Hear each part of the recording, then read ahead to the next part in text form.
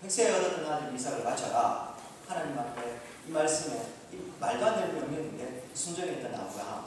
그리고 그래서 하나님이 지시하신 땅 모리아 산에서 여호와의 산에서 준비되리라 혹은 여호와의 산에서 보게 되리라.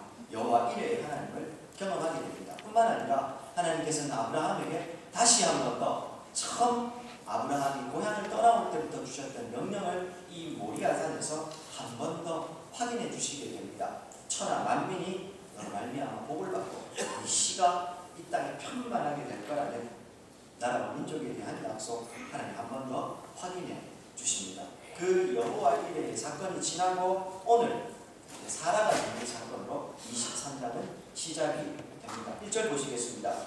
사라가 127세를 살았으니 이것이 곧 사라가 누린 횟수였다. 즉 사라가 127세에 죽었다. 이렇게 이야기합니다.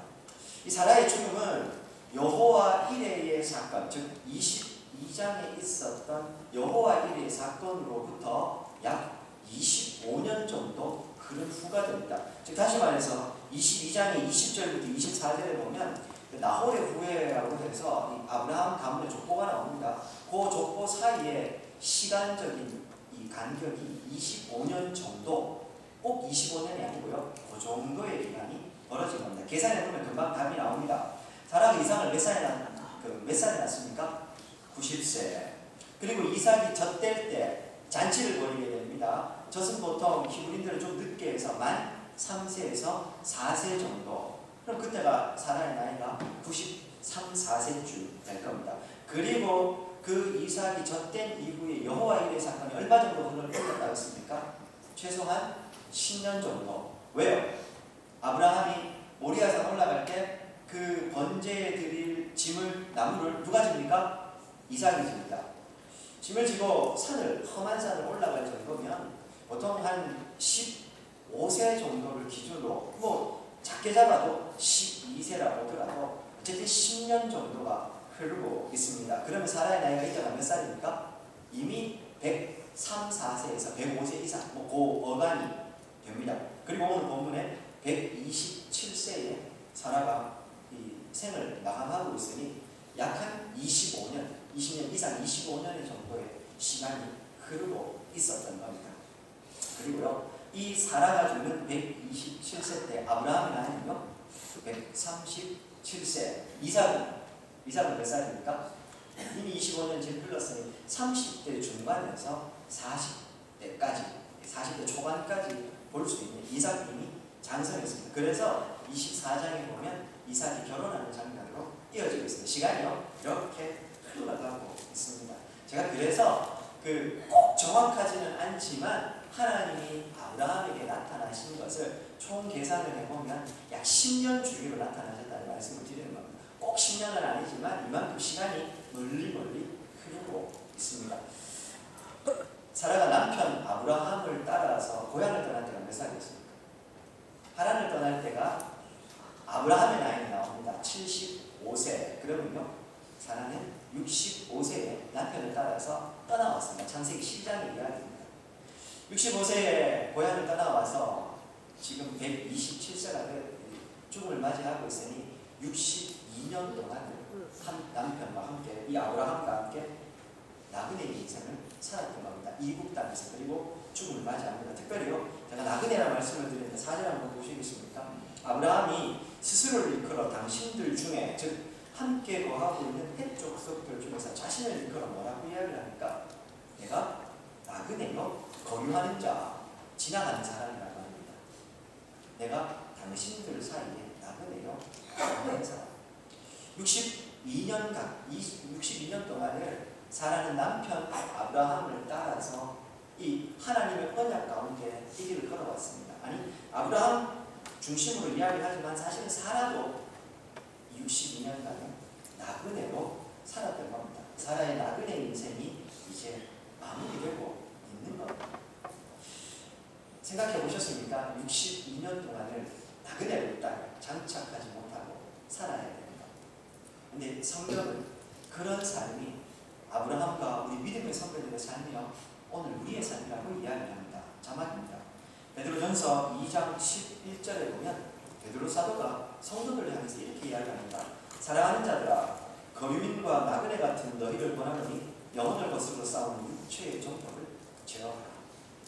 이 서신서들을 보면요, 우리를 일컬어서 성도들을 향해서 나그네라는 이야기를 참 자주 합니다. 특별히 베드로가 그런 이야기를 자주 합니다. 우리를 나그네다, 그렇게 이야기를 하고 있습니다. 우리 믿음의 선배들이 그렇게 살았고 너희들도 그렇게 살아야 된다 합니다.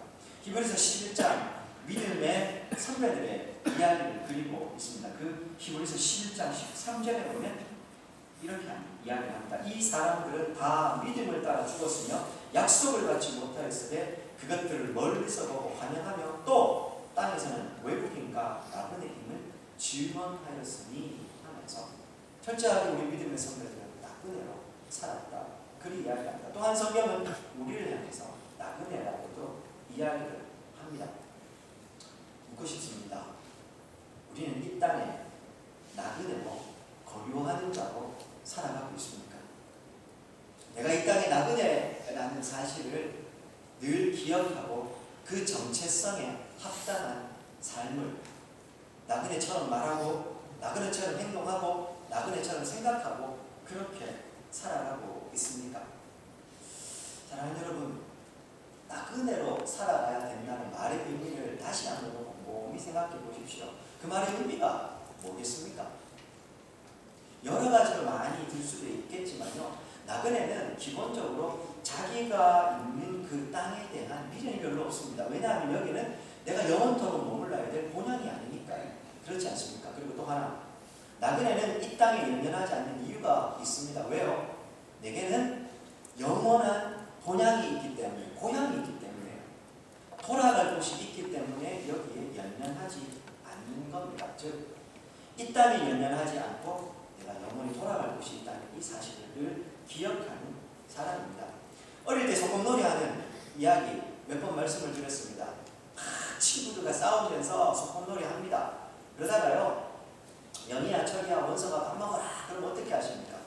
그렇게 싸웠던 거 다 필요 없습니다. 다 던져놓고 다시 밥 먹으러 가야 되는 겁니다. 그리고 다시 내일 아침부터 새로 시작합니다. 나그네라는 말입니다. 휴가 간 이야기 자주 말씀을 드립니다. 휴가 가서 그냥 누릴 수 있으면 누리면 그만이지만 휴가 가서 거기가 전체 내 인생의 전부인 것처럼 사는 사람은 없습니다. 돌아와야 될 집이 있기 때문에 그냥 휴가의 목적에 맞게 살면 그만입니다. 나그네는 나그네의 목적에 맞게 살아야 하는 것이고 그러면 그만인 것입니다. 그럼에도 불구하고요, 영원하지 않을 이 땅의 가치들 때문에 영원한 천국의 가치들을 포기해버리거나 등한히하고 살아가는 것이 어쩌면 우리 인생의 참 한계이다, 그런 생각을 참 자주 가지게 됩니다. 사랑하는 여러분, 우리에게는 본향이 있습니다. 천국이 있다. 당연히 우리는 이 땅을 살아가지만 천국의 가치를 마음에 가지고 그 천국에 합당한 생각과 말을 하면서 살아야 합니다. 우리가 하는 선택들은 철저하게 우리의 천국, 본향의 가치로 선택을 해야 된다, 그 말입니다. 그럼에도 불구하고 우리가 여전히 이 땅이 전부인 것처럼 선택하고 살아가고 있다는 스스로 돌아보아야 합니다. 자녀들에게 무엇을 가르치고 계십니까? 이 땅에 성공하는 것에 대해서 가르치고 계십니까? 아니면 천국의 가치에 대해서 가르치고 계십니까? 나는 어떤 마음으로 살아가고 있는지 좀 돌아볼 일입니다. 오늘 본문은 나그네로 살았던, 62년간 나그네로 살았던 믿음의 우리 여인 사라의 죽음을 그리고 있습니다. 좀 더 살펴보겠습니다. 2절입니다. 사라가 가나안 땅 헤브론 곧 기럇 아르바에서 죽었다, 그렇게 이야기합니다. 우리가 조금 주의 깊게 설교를 들으신 분들이라면 지난번 여호와 이레의 사건 이후에 아브라함이 거주하는 곳이 어디라고 했습니까? 19절, 22장 19절에 보시면 부엘세바라고 하는 곳입니다. 즉 부엘세바에 아브라함이 분명히 그때 거주하고 있었는데 약 한 25년이 흐르고 나서 아브라함과 사라는 헤브론 기럇 아르바라는 곳에 거주하고 있었고 거기에서 죽음을 맞이했다고 이야기를 하고 있습니다. 이 헤브론 혹은 기럇 아르바를 좀 기억해 두실 필요가 있습니다. 굉장히 중요한 성경의 지명 중에 하나입니다. 기랏 아르바라는 뜻은요, 아르바의 마을 이런 의미입니다. 이 아르바가 누구냐 하면 아낙의 아버지로 성경을 기록하고 있습니다. 아낙 그러면 어떤 생각부터 드십니까? 거인족, 아낙 자손들이 거주하는, 그래서 여호수아서에 보면은요, 이 출애굽기에 나옵니다만 정탐꾼들이 올라가서 아낙 자손들을 보고 마음이 상했다는 이야기를 하게 됩니다. 거인족들이 거했던 것, 그들이 살았던 곳이 바로 이 헤브론이었다는 말입니다. 특별히 뿐만 아니라 헤브론이라는 것은요, 아브라함뿐만 아니라 나중에 이제 보게 되겠습니다만 이삭은 평생을 이 헤브론에서 살게 됩니다. 야곱은요, 밧단 아람에서 삼촌 라반의 집에 있다가 돌아와서요, 애국으로 가기 전까지 이 헤브론에 거하게 됩니다. 열왕기 시대로 넘어오면, 통일왕국 시대로 넘어오면 다윗 왕은 왕이 된 이후에 헤브론에서 6년 반 동안 유다를 다스리기도 합니다. 헤브론은 굉장히 중요한 땅입니다. 그리고요, 갈렙이 이 산지를 내게 주십시오 할 때 그 산지가 헤브론이었습니다. 그러니 굉장히 의미 있는 땅, 헤브론이라고 할 수 있습니다. 지도 한 장만 좀 띄워주시겠습니까? 이 헤브론은 특별히 이 기랏 아르바는 옛날 명칭이고 성경에서는 헤브론이다 이렇게 부르는데요. 이곳은 부엘세바, 저 애굽에서부터 부엘세바를 거쳐서 헤브론으로 해서 저 위쪽으로 해서 세겜 방면으로 해서요, 아주 고대부터 무역로가 존재를 했습니다. 그러다 보니까요, 성경에서는 민수기 13장 같은 곳에서는 이 헤브론을 아주 고대의 지역, 심지어 애굽의 소안이라고 하는 굉장히 고대 도시가 있습니다. 그 도시보다도 7년이나 먼저 건축되었다고 민수기 13장에서는 이야기를 하고 있습니다. 보시는 게 그 4개의 길이, 이게 당시에 주요한 도로들이었습니다. 요 제일 옆에 있는 요 길이 우리가 성지순례 가면 자주 가게 되는 왕의 대로가 불리는 곳인데, 오늘 우리가 봐야 될 건 요 길입니다. 여기 위에서부터 두 번째 길입니다. 보시면 알겠지만 부엘세바, 헤브론, 베들레헴, 예루살렘, 베델, 실로, 세겜 이렇게 이어지고 있습니다. 주로 창세기에 나오는 이들은 요 무역로를 따라서 움직이게 됩니다. 요 아래쪽은 애굽이 됩니다. 요 위는 세겜 지역이 되는 겁니다. 즉 다시 말해서요, 아브라함은 애굽에 내려갔다가 애굽에서 부엘세바에 있다가 부엘세바에서 헤브론으로 옮겨와서 지금 거주하고 있었던 것입니다. 특별히요, 다음 사진 좀 띄워주시겠습니까? 보이시는지 잘 모르겠습니다. 산이 보이죠? 일단 그 산 위에 보시면 요 도시들이 보이십니까? 요게 헤브론입니다. 해발 약 1000m, 927m 이상의 건설된 고대 도시였습니다. 다음 사진입니다. 요렇게도 보이는데요. 하여튼 이게 산인 겁니다. 그리고 요 위에 헤브론이 있습니다. 다음 사진입니다. 요거는 다음 조금 이따가 말씀드리겠습니다. 이 헤브론은 하여튼 산 위에 건설되어 있는 고대 도시다 보시면 됩니다. 아브라함이요, 지금 거기 정착해서 살고 있었다 이 말입니다. 여기에 아브라함이 뿌리 내리게 됩니다. 우리가 이제 앞으로 이제 창세기를 살펴보면 알겠지만 아브라함 죽을 때까지 이 헤브론에 거합니다. 그리고 아브라함이 여기 계속 거주했다는 말은 아브라함이 이제 헤브론에 정착했다 그 말로 보시면 됩니다. 고향 땅 우르를 떠나서 세월 동안 나그네로 살다가 이제 헤브론 땅에 자리를 잡고 편 겁니다. 그런데 겨우 정착을 했다 싶은데 그의 아내 사라가 하나님의 부심을 받고 있습니다. 아니나 다를까 2절 뒤쪽 하반절 한번 보시겠습니까? 아브라함이 사라의 죽음을 보면서요, 사라를 위해서 어떻게 합니까? 슬퍼하며 애통했다. 슬퍼하다, 바카라는 동사, 그냥 그렇게 보면 슬퍼하답니다. 그런데요, 애통하다는 말을 또 씁니다. 사파드라고 해서요, 목 놓아본다 이런 의미입니다. 이 슬퍼하다와 애통하다는 비슷한 단어인데 이 단어를 왜 두 가지를 쓰고 있을까요? 강조하는 겁니다. 아브라함이 사라의 죽음에 대한 슬픔이 얼마나 컸는지, 상실감이 얼마나 깊었는지를 오늘 성경은 이야기하고 있습니다. 그럴 수밖에 없죠. 62년 동안 긴 세월 동안 함께 걸어왔던, 아내 아내이지만 동시에 하나님의 사명을 받아서 나그네처럼 살아가는 이 땅의 유일한 내 신앙의 동지였던 사라를 떠나보내는 자리입니다. 아브라함의 상실감과 슬픔이 얼마나 컸을지를 한번 머릿속으로 그려보시기 바랍니다. 그 아브라함, 그런데요, 이 아브라함이 3절에 보시면 그 시신 앞에서 울다가 일어나서 나아가서 헷 족속에게 말을 하고 있습니다.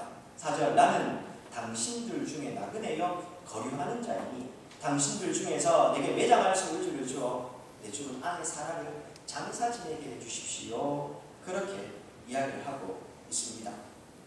당신들 중에 나그네여 거류다 라는 말은요, 내가 이 땅에 내 명의로 된 땅은 하나도 없습니다. 그런 말입니다. 이제 사진을 좀 띄워주시겠습니까? 제일 마지막에 나왔던 그 사진이요, 뭐냐 하면 그 고대 지역의 무덤입니다. 무덤. 근데 당시에는 무덤을 요 구멍으로 보이는 게 여기 이제 요 사람 보이십니까? 이렇게 시체를 집어넣습니다. 그리고 여기가 가족의 묘실이 되는 겁니다. 우리의 문화의 구조와는 좀 많이 다르죠. 대체적으로 이런 형식을 띱니다. 바위라든지 언덕 같은 곳에다가 구멍을 뚫어서 가족들의 묘실을 하고 여기는 할아버지, 할머니 이런 식으로 다 한꺼번에 모셔 놓습니다.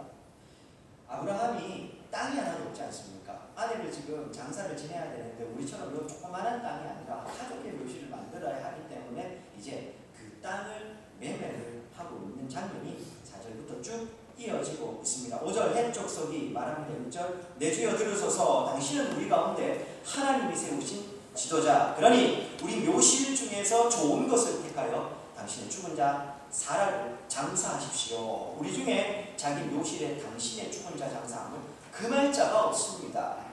저렇게 묘실을 만들어 놨는데요, 우리 중에 누구라도 좋으니까 당신이 마음 드는 곳 있으면 여기 내가 하겠다고 이야기하시고 거기다가 사라를 장사 지내시면 됩니다. 그렇게 이야기를 합니다.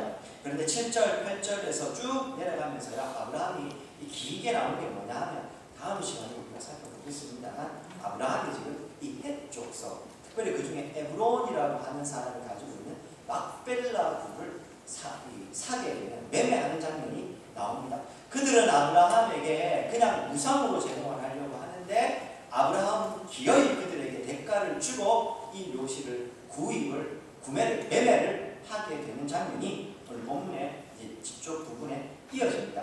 막벨라 굴을요, 다음 시간에 조금 더 말씀을 드리겠지만 이 사라가 장사된 이후에요, 아브라함과 이삭과 리브가, 그 다음 야곱과 레아, 라헬이 빠집니다. 레아가 막벨라굴에 장사되게 됩니다. 굉장히 성경에서도 중요한 지명이 이 막벨라굴이기도 합니다. 다음 시간에 이 부분에 대해서 의미들을 좀 살펴보려고 합니다. 오늘은 이 부분에서요, 특별히 6절 한번 보시겠습니까? 아브라함을 지칭하면서 아브라함이 이 헷 족속과 무덤, 땅을 매매를 하려고 할 때 헷 족속이 아브라함을 보고 뭐라고 이야기하고 있습니까? 당신은 우리 가운데 있는 하나님이 세우신 지도자입니다. 그렇게 이야기를 하고 있습니다. 근데 4절에서 아브라함은 자기 스스로를 일컬어서 뭐라고 했습니까? 나는 나그네요 거류하는 자입니다. 그렇게 이야기합니다.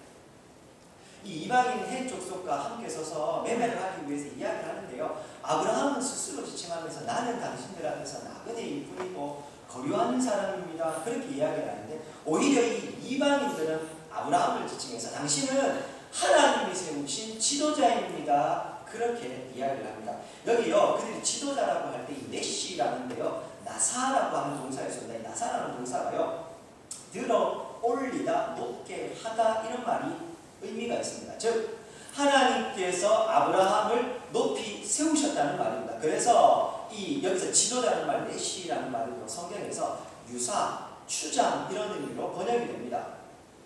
헷 족속들이 보기에 아브라함은 그냥 잘 사는 사람, 존귀한 사람 정도가 아니고요, 하나님이 세우신 추장과 같은 사람, 자기들 사이에 추장이 있을까 아닙니까? 지도자인데 지도자 중에서 추장과 같은 사람으로 아브라함이 보여진 겁니다. 그래서 그렇게 부르고 있는 겁니다. 우리 이 모습을요, 어디에선가 하나 봤습니다. 언제 봤습니까? 창세기 21장입니다. 자막입니다. 21장에 보면 아브라함이 그랄 땅에 거주할 때 아비멜렉과 이야기를 할 때 보면 아비멜렉이 이렇게 이야기합니다. 그때에 아비멜렉과 그 군대 장관 비골이 아브라함에게 말합니다. 네가 무슨 일을 하든지 하나님이 너와 함께 계시도다. 그러면서 이방인인 나그네인이 아브라함과 우리와 상호 불가침 조약을 맺자 그렇게 이야기합니다. 그랄 땅에 왕이 와서 나그네인 아브라함을 보고 나와 함께 조약을 맺어서 우리 서로 침공하지 말자 이렇게 이야기를 합니다. 아브라함이 맺어야 되는데 아비멜렉이 그렇게 하는 겁니다. 최소한 그 땅의 지도자였던 그랄 땅의 지도자 아비멜렉이 보기에도 아브라함은 자기보다 훨씬 힘이 센 사람, 함부로 건드리면 안 되는 사람이라고 보여진 겁니다. 하나님이 그와 함께 하고 있음을 보았다는 겁니다.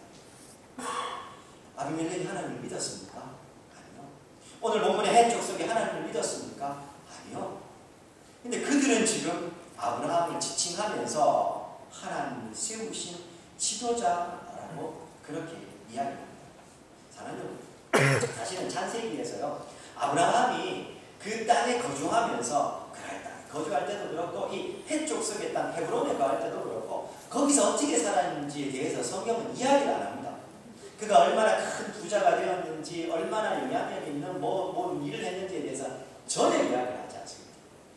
그러나 간접적으로 아브라함이 얼마나 대단한 사람인지를 보여주는 게 하나님이 세우신 지도자라는 말입니다.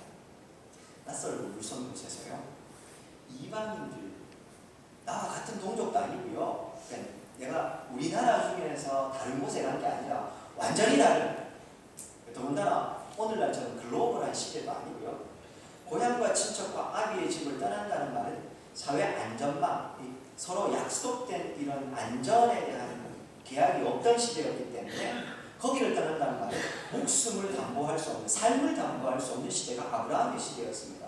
그런 아브라함이 전혀 말도 통하지 않아서 이방 땅에 왔는데 그 이방 사람들이 그 사람을 이끌어서 이렇게 부를 정도라면 아브라함의 삶이 어떠했겠습니까? 성경은 거기에 대해서 더 이상 자세하게 기록하지 않지만 이 헷 족속의 평가를 통해서 아브라함이 어떻게 살았는지를 잘 보여주고 있습니다. 그냥 큰 부자였기 때문이 아닙니다. 그들이 보기에는 아비멜렉, 그랄 왕이었던 아비멜렉도 그렇고 헷 족속도 그렇고요, 하나님이 세우신 사람, 하나님이 함께하신 사람으로 보였다는 겁니다. 하나님을 모르는 그들이 보기에도 저 아브라함의 삶은 그가 믿고 있는 하나님이 함께하고 있고 하나님이 그의 삶을 붙잡고 있는 것이 너무나도 명백하게 보였다는 말입니다.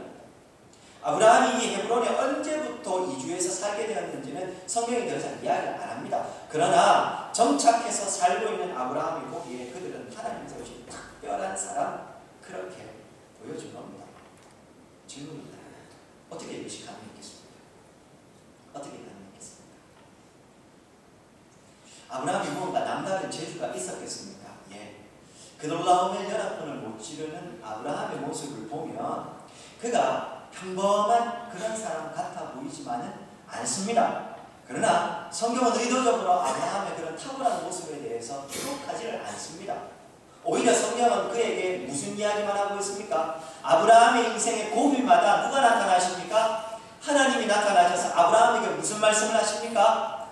내가 너에게 이런 복을 주겠다 하면서 나라와 민족에 대한 약속을 줍니다. 큰 민족을 이루겠다고 합니다. 뿐만 아니라 대적의 성민을 취하게 되리라는 약속도 주셨습니다. 창세기 22장 15절부터 18절, 우리가 보았던 여호와 이레의 사건 이후에 하나님이 나타나셔서 아브라함에게 앞에서 약속하셨던 모든 약속들을 다시 확인해 주시는데 하나, 그 이전에 말씀하시지 않았던 거 말씀해 주시죠. 17절에 보시면, 우리가 지난 시간에 살펴봤습니다. 거기에 보시면 대적의 성문을 차지하게 될 것이라는 이야기를 하나님이 더 덧붙여 주셨습니다. 네 씨로 말미암아 천하 만민이 복을 받을 것인데, 단순히 이 말이 어떻게 이루어진다라는 얘기는 없지만 대적의 성문을 차지하게 된다, 이 말의 의미에 대해서 제가 설명을 드렸습니다. 성문은 사람이 드나드는 곳이었습니다. 성문을 걸어 잠그면 누구도 출입이 불가능합니다. 적군이 쳐들어오면 성문부터 걸어 잠그는 것이 고대 근동, 우리나라도 마찬가지로 풍습이었습니다. 그런데 그 성문을 차지하게 된다는 말, 이 성의 통제권을 가지게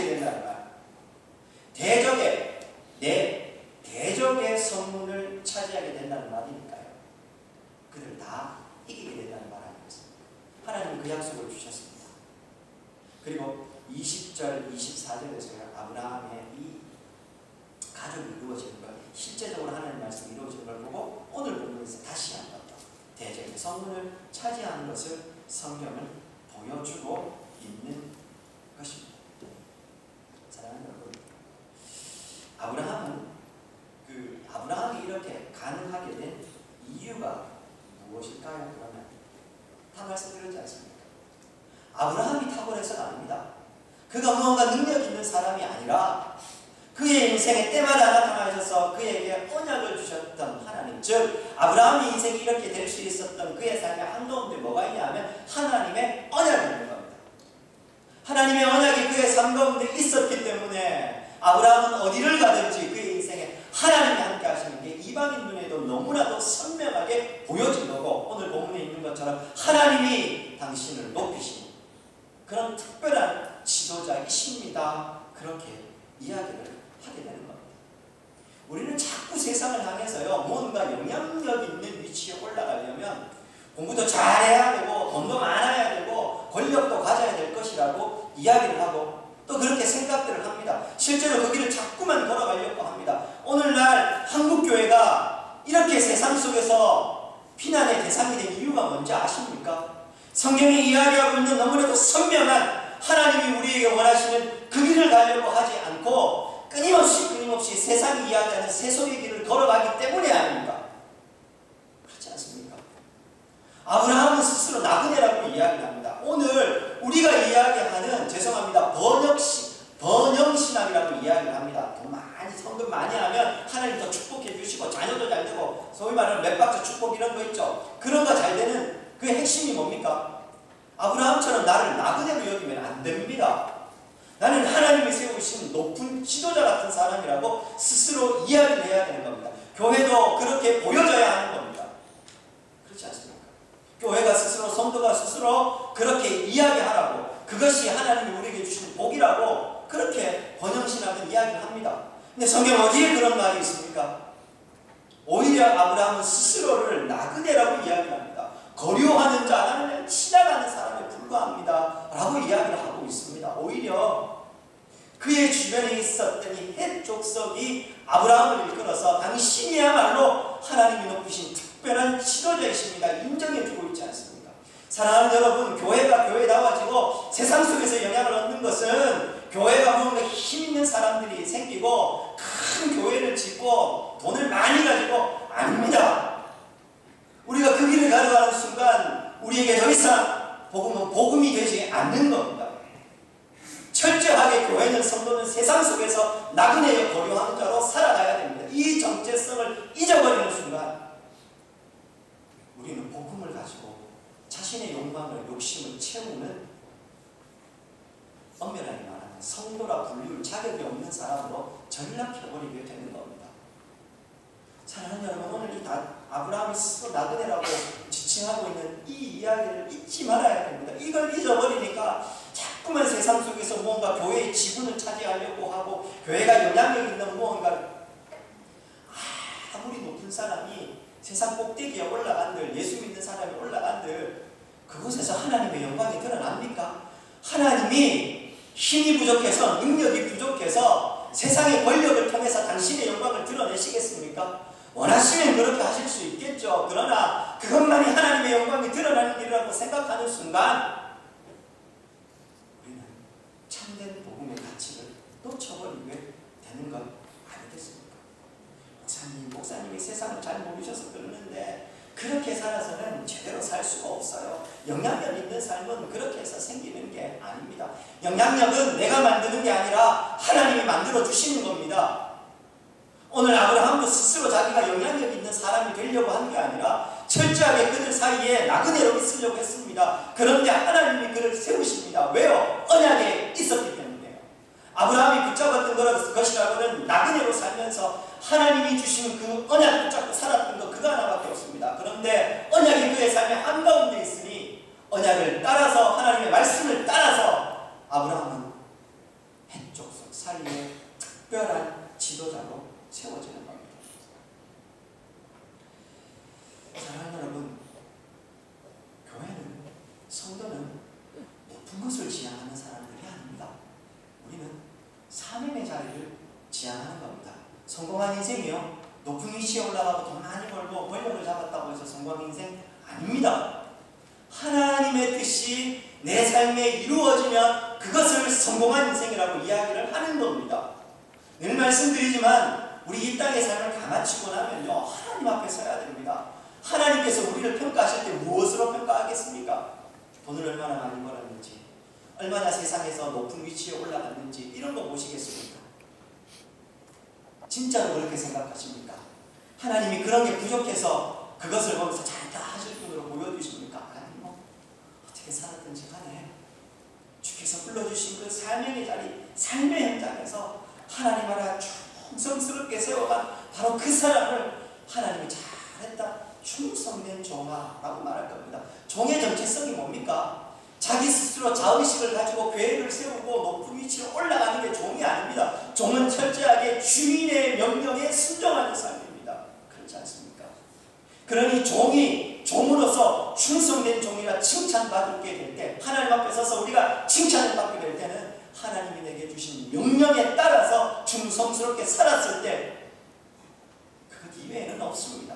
사랑하는 여러분, 자꾸 높은 곳으로 올라가려고 하는데요, 그거 아닙니다.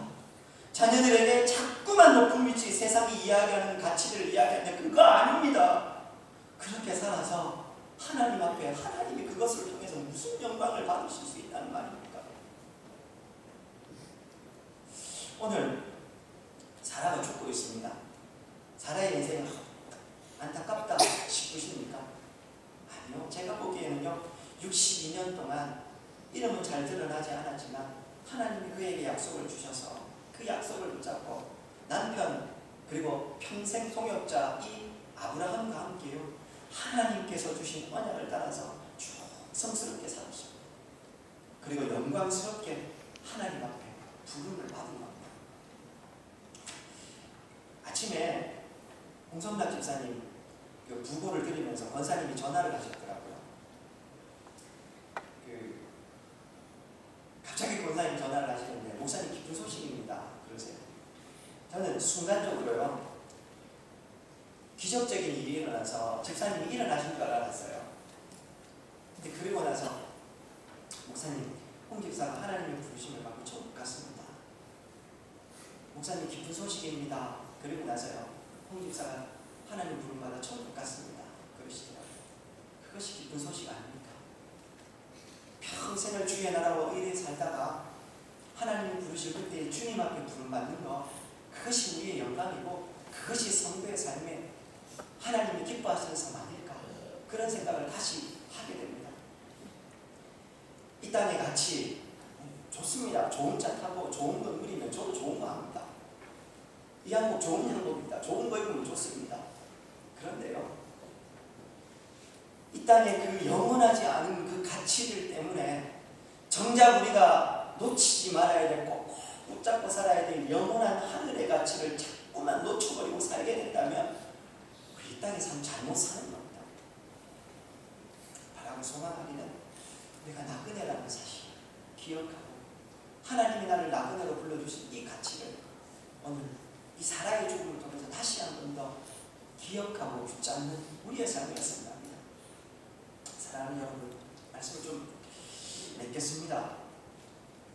이런 말씀을 드릴 때마다요, 저 스스로도 돌아보니까 과연 내가 나그네로 이 땅을 살아가고 있는지, 저 천국의 가치를 유일한 가치로 붙잡고 마치 이 땅의 이것들은 다 유한하고 사라질 것처럼 여기면서 그렇게 살아가고 있는지, 바울 사도의 고백으로 따지면요, 배설물로 여기고, 그 단어가요, 의역을 해서 배설물인가, 원래 똥으로 여긴답니다. 똥으로 여긴다.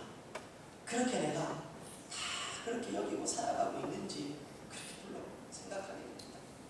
금욕적인 삶을 살라는 말이 아닙니다. 하나님 우리를 금욕주의자로 부르지 않으셨습니다. 하나님이 주신 분복은 누리며 사십시오. 주신 것이니 누리고 사십시오. 그러나 그것이 영원할 것처럼 붙잡지 마시라는 말입니다.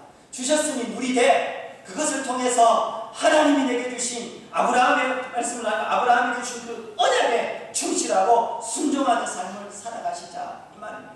사랑하는 여러분, 한 번밖에 없는 우리 삶, 엉뚱한 것에 마음 빼앗기지 말고 영원한 천국의 가치를 붙잡고 살아가는 저와 우리 성도님들 되시길 주의 이름으로 축원드립니다.